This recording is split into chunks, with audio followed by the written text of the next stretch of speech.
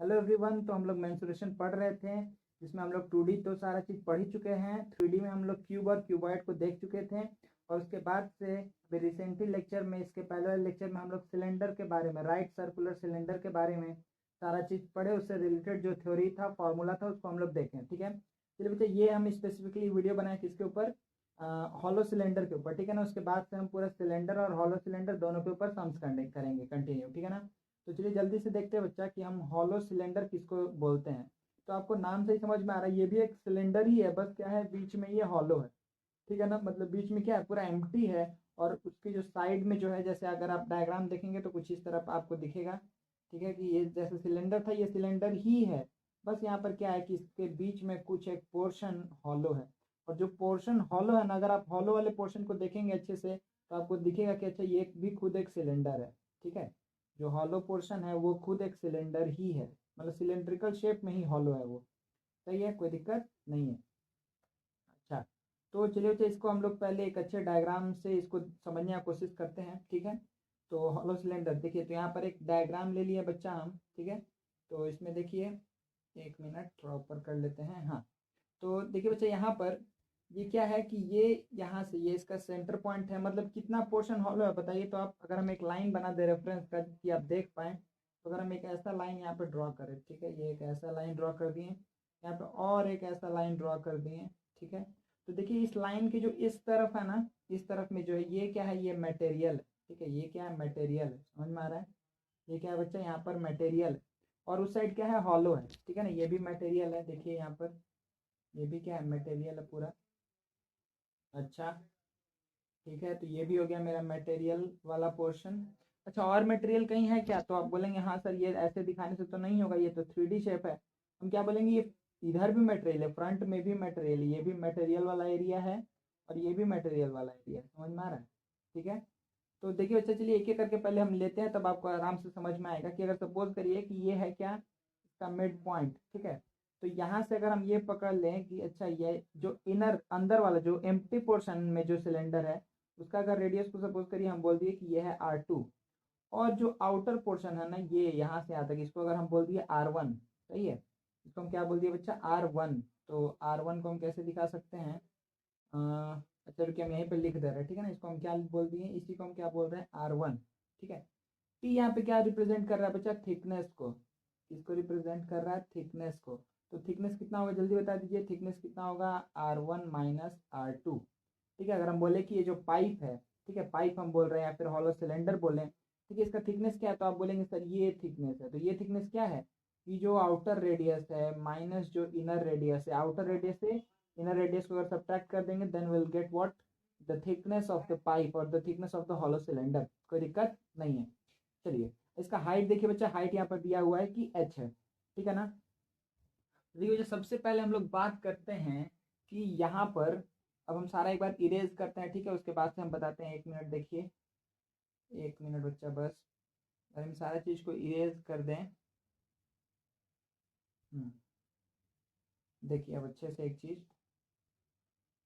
कि यहाँ पर बच्चा हम क्या बात बोल सकते हैं, यहाँ पर हम ये बात बोल सकते हैं ना, कि यहाँ पे दो कर्व सरफेस एरिया। आप बोलेंगे कैसे, तो हम बोलेंगे कि देखिए बच्चा, एक तो ये वाला जो सर्कल दिख रहा है आपको, अंदर अंदर जाइए, अंदर में जो सरफेस दिख रहा है सिलेंड्रिकल, तो ये एक आ जाएगा आपका एक कर्व सरफेस, ये वाला पोर्शन में। ठीक है, ये वाला पोर्शन में आ जाएगा कर्व सरफेस। ठीक है, अच्छा, उसके बाद से एक आउटर सरफेस भी आपको दिखेगा कि यहाँ पर भी क्या है, कर्व सरफेस है। ठीक है ना, यहाँ पर भी एक कर्व सरफेस है। तो इसको अगर हमको बोलना होगा दोनों को साथ में, तो हम कैसे बोलेंगे, हम R1 R2 मान के चल रहे हैं। ठीक है, R1 क्या है, आउटर रेडियस, R2 क्या है, R1 क्या है, आउटर, R2 क्या है, ऐसे हम लिख दे रहे हैं कि R1 ग्रेटर देन R2। तो आपको समझ में आते रहेगा कि अच्छा, R1 जो है वो आउटर रेडियस है, और R2 क्या है, इनर रेडियस है। चलिए, थिकनेस क्या था, R1 - R2। चलिए, वेरी गुड। तो देखिए बच्चे, यहाँ पे हम क्या बात बोलेंगे, कि जो इसका इनर कर्व सरफेस होगा वो क्या होगा, 2πr2। इनर बोल रहे हैं, ठीक है ना, इनर बोल रहे हैं, इनर बोल रहे हैं, तो R1 कैसे आएगा भाई, यहाँ पर, यहाँ पे क्या आएगा, यहाँ पे क्या आ जाएगा बच्चा, इसको हम मिटा ही दे रहे हैं। देखिए यहाँ पर हम क्या बोलेंगे, यहाँ पे क्या आएगा, 2πr2h। कोई दिक्कत नहीं है। 2πr2h क्या है, ये है inner inner curve surface area. ठीक है, अच्छा अगर आप बोले कि अच्छा अगर आउटर वाला पोर्शन को अगर आप कंसिडर करेंगे तो क्या आएगा, तो आप बोलेंगे सर आउटर वाले के लिए आप क्या लिखेंगे, 2 पाई r1h। कोई दिक्कत नहीं आउटर के लिए, क्योंकि बाहर वाला रेडियस क्या है r1 है, ये है आउटर कर्व सरफेस एरिया। ठीक है, कोई दिक्कत नहीं है। अगर हम आपसे यहीं पे बोले कि अच्छा यहीं पे बता दीजिए कि टोटल सरफेस एरिया क्या होगा, ठीक है ना, टोटल सरफेस एरिया यहाँ पर क्या होगा, तो आप बोलेंगे सर अगर आप बोल रहे हैं टोटल कर्व सरफेस एरिया निकालने के लिए, मतलब टोटल सरफेस एरिया निकालने के लिए, तो क्या क्या सरफेस हो गया, आप बोलेंगे सर ये सरफेस तो हो गया, बाहर वाला जो कर्व है और अंदर वाला कर्व है ये तो हम लोग कंप्लीट कर चुके हैं, तो क्या बचा क्या है, तो हम बोलेंगे बच्चा एक बार टॉप व्यू देखो, अगर आप ऊपर से देखेंगे तो आपको क्या दिखेगा कि ये चीज़ आपको दिखेगा, जो सर्कल दिख रहा है ना, ठीक है, जो सर्कल आपको दिख रहा है ये आपको दिखेगा। सही है, कोई दिक्कत नहीं है, ठीक है ना बच्चा। चलिए तो ये जो आपको दिख रहा है जो हम रेड कलर से अभी मार्क कर रहे हैं, ठीक है, यही क्या है बच्चा, ये सरफेस अभी छूटा हुआ है, तो आप बोलेंगे सर इसका एरिया कैसे निकालेंगे, तो बोलेंगे इसका एक काम कर सकते हैं कि हमको क्या दिख रहा है, अगर टॉप व्यू देखें, हम एक बार बगल में अलग से बना दे रहे हैं, हम बोलेंगे कि अगर बच्चा आप अगर आप टॉप व्यू देखेंगे तो ऊपर से आपको कैसा दिखने में लगेगा, तो आप बोलेंगे सर ऐसा देखने में लगेगा हमको, ये वाला क्या है खाली पोर्शन है और ये क्या है यहाँ पर मटेरियल है, यहाँ पर क्या है मटेरियल है, ठीक है, किसी भी चीज़ का हो, प्लास्टिक का हो, आयरन का हो, यहाँ पर मटेरियल है। ठीक है, तो हम आप बोलेंगे कि सर यहाँ तक तो ठीक है कोई दिक्कत नहीं है, ठीक है, यहाँ तक तो ठीक है कोई दिक्कत नहीं है, आप एक काम करिए जल्दी से कि इसका एरिया सिर्फ बता दीजिए, जो शेडेड पोर्शन है इसका एरिया क्या होगा, तो हम बोलेंगे कि शेडेड पोर्शन का एरिया निकालने के लिए क्या हम ये बात बोल सकते हैं क्या कि कोई एक बड़ा सर्कल का एरिया लेते हैं, उसमें से हम क्या करेंगे छोटा वाला सर्कल का एरिया को क्या कर देंगे सब्ट्रैक्ट कर देंगे। ठीक है, तो बाहर वाले सर्कल मतलब पूरा अगर टॉप व्यू देखेंगे तो ये पूरा बड़ा जो सर्कल है इसका एरिया क्या होगा, पाई r1 स्क्वायर, ठीक है, पाई आर स्क्वायर होता है ना, तो पाई r1 स्क्वायर। अच्छा हम बोलेंगे अगर छोटे वाले जो अंदर में जो खाली जगह है उसका एरिया क्या होगा, तो आप बोलेंगे कि पाई r2 स्क्वायर। तो हम बोलेंगे जो सिर्फ शेडेड वाला रीजन है उसका एरिया क्या होगा, देखिए इसमें कभी कभी सम बनता है डायरेक्टली, उसमें बोलता है कि एरिया ऑफ रिंग। ठीक है, तो जो रिंग फॉर्म हो रहा है, रिंग जो फॉर्म हो रहा है इसका एरिया क्या होगा, तो आप बोलेंगे कि अच्छा बड़े वाले एरिया में से पाई r1 square minus pi r2 square बोलेंगे ना, कोई दिक्कत नहीं है, पाई r1 square minus pi r2 square, यही क्या हो जाएगा मेरा एरिया ऑफ रिंग। कोई दिक्कत नहीं, ये क्या हो गया बच्चा एरिया ऑफ रिंग हो गया। सही है, नेक्स्ट पेज ले ले क्या, ये मेरा, चलिए नेक्स्ट पेज चलते हैं। देखिए अब आप अच्छे से क्या बात बोल पाएंगे यहाँ से, इसके बाद आप क्या बोल पाएंगे बच्चा कि अगर हमको ये बात पता चल गया कि टोटल कर्व सरफेस एरिया कितना था, तो 2 पाई r1h, ये क्या निकला, ये मेरा आउटर कर्व सरफेस एरिया है, 2 पाई r2h ये क्या है इनर कर्व सरफेस एरिया है, प्लस इसके बाद से आप क्या बोलेंगे कि अच्छा सर ये भी तो निकालिए, जो भी हम अभी निकाले हैं उसको भी लिख दीजिए, तो हम बोलेंगे सही बात है भाई, तो उसके लिए हम क्या लिखेंगे कि पाई, ठीक है, पाई r1 square minus pi r2 square, तो क्या पूरा सरफेस कवर हो गया, तो हम बोलेंगे चलो एक बार ड्रॉ करके देख लेते हैं कि अगर ये हॉलो सिलेंडर अगर हम ऐसे ड्रॉ कर रहे हैं, ठीक है, तो आप खुद से सोचिए कि अच्छा क्या सारा सरफेस कवर हुआ कि नहीं हुआ कवर, तो आप बोलेंगे सर ये वाला curve surface outer curve surface area ले चुके हैं, हम बोलेंगे हाँ वेरी गुड ले चुके हैं, फिर आप बोलेंगे सर इनर वाला भी ले चुके हैं, हम बोलेंगे हाँ वेरी गुड ले चुके हैं, फिर आप बोलेंगे सर ये वाला तो एरिया टॉप वाला एरिया हम ले लिए, तो हम बोले वेरी गुड चलो टॉप वाला एरिया भी हो गया।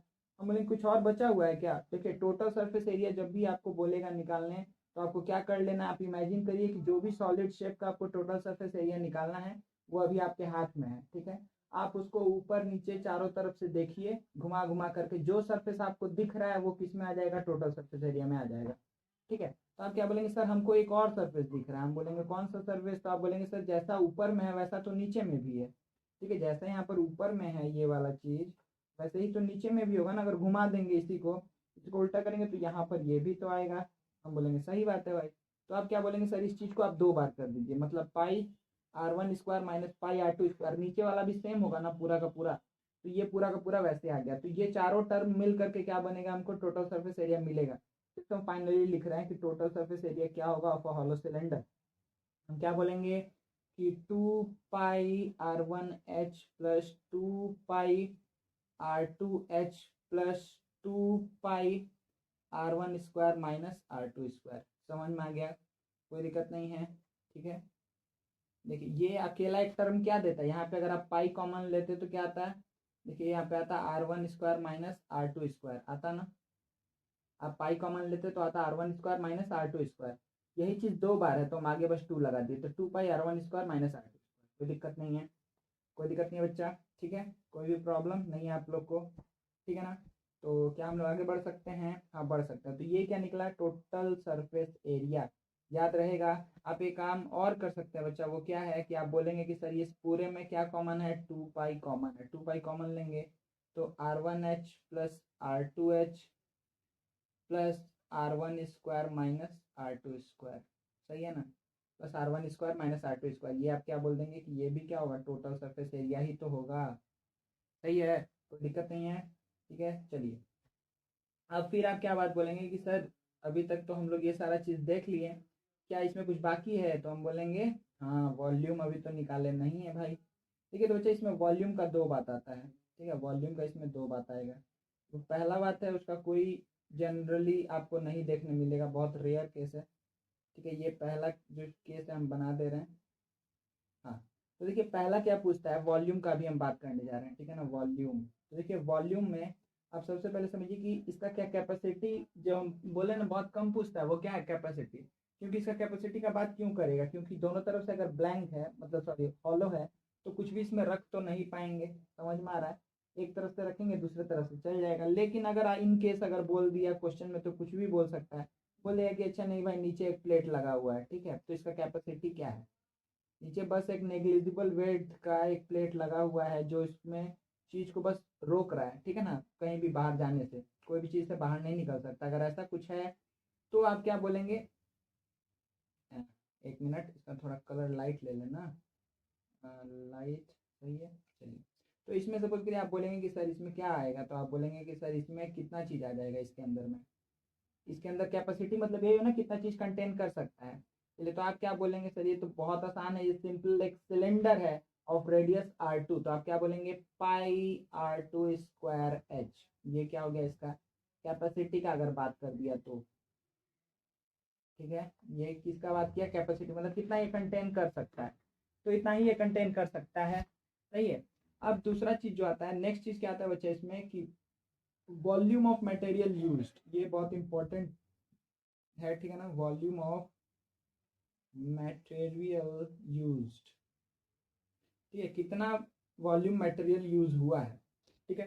तो अब बताइए कितना यूज हुआ है, तो आप देखिए बहुत आसानी से समझ जाएंगे आप इस बात को कि अगर हम पूरा एक बड़ा सिलेंडर लें, इस बड़े सिलेंडर का वॉल्यूम हम निकाल दिए, ठीक है, इसका रेडियस कितना है? r1 है, इसका रेडियस कितना है? r1।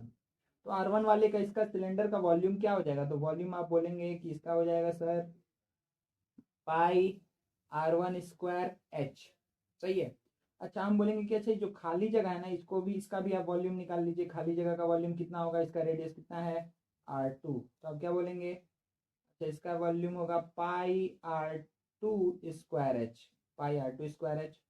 अच्छा अब हम बोलेंगे कि जो सिर्फ मटेरियल जो यूज हुआ उसका अगर हमको वॉल्यूम निकालना है, मतलब ये पोर्शन में, ठीक है ना, ये पोर्शन में जो वॉल्यूम ऑफ मटेरियल यूज्ड वो निकालना, तो हम क्या बात बोलेंगे आप कि सर पूरे बड़े वाले वॉल्यूम में से जो खाली जगह उसको हटा दीजिए। तो ये क्या है? पूरा बड़ा वाला जगह, ये क्या है? जो खाली जगह है, तो बड़े वाली जगह में से, बड़े वाले सिलेंडर में से जो एम्प्टी स्पेस है उसको हम हटा दे रहे हैं।